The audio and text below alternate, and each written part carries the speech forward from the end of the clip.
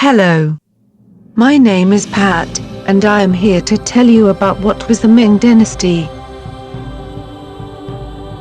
Throughout the Yuan Dynasty, which lasted less than a century, there was relatively strong sentiment among the populace against the Mongol rule.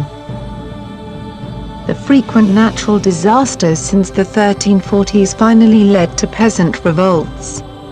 The Yuan dynasty was eventually overthrown by the Ming Dynasty in 1368. Urbanization increased as the population grew and as the division of labor grew more complex. Large urban centers, such as Nanjing and Beijing, also contributed to the growth of private industry. In particular, small-scale industries grew up, often specializing in paper, silk, cotton, and porcelain goods. For the most part, however, relatively small urban centers with markets proliferated around the country. Town markets mainly traded food, with some necessary manufactures such as paints or oil. Despite the xenophobia and intellectual introspection characteristic of the increasingly popular new school of Neo-Confucianism, China under the early Ming Dynasty was not isolated. Foreign trade and other contacts with the outside world, particularly Japan, increased considerably. Chinese merchants explored all of the Indian Ocean, reaching East Africa with the voyages of Zheng He.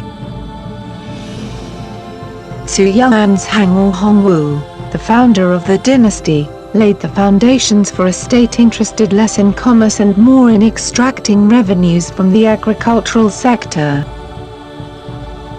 Perhaps because of the emperor's background as a peasant, the Ming economic system emphasized agriculture, unlike that of the Song and the Mongolian dynasties, which relied on traders and merchants for revenue.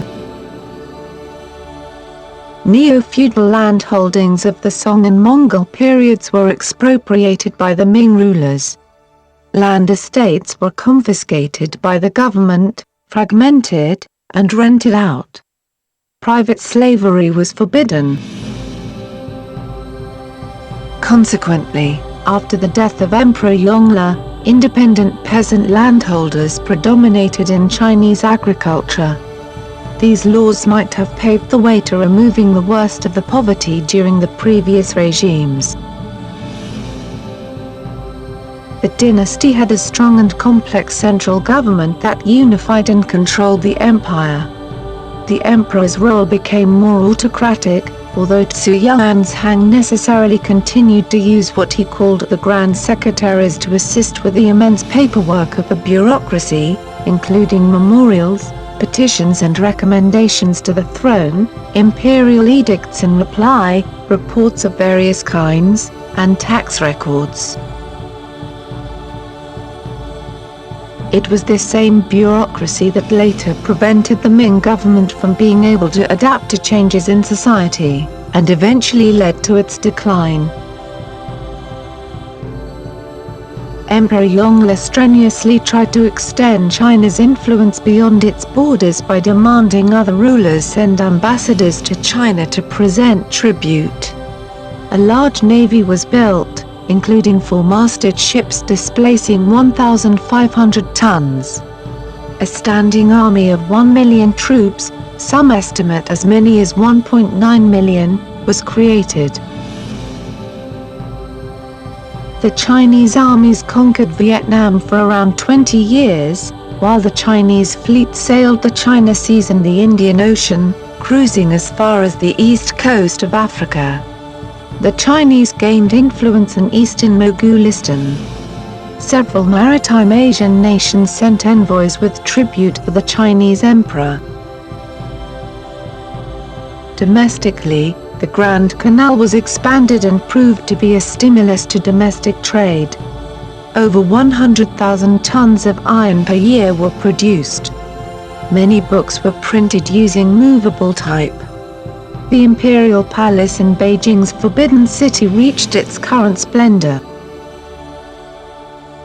It was also during these centuries that the potential of South China came to be fully exploited. New crops were widely cultivated and industries such as those producing porcelain and textiles flourished. In 1449 Taisi led an Oirat Mongol invasion of northern China which culminated in the capture of the Zhengtong Emperor at Tune. In 1542 the Mongol leader Ultan Khan began to harass China along the northern border. In 1550 he even reached the suburbs of Beijing.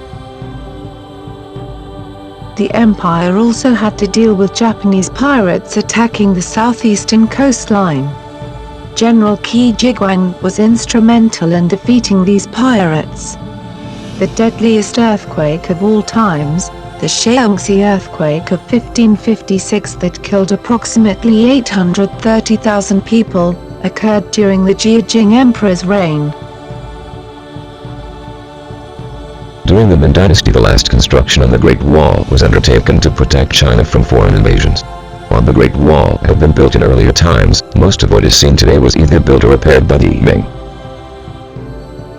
The brick and granite work was enlarged, the watchtowers were redesigned, and cannons were placed along its length.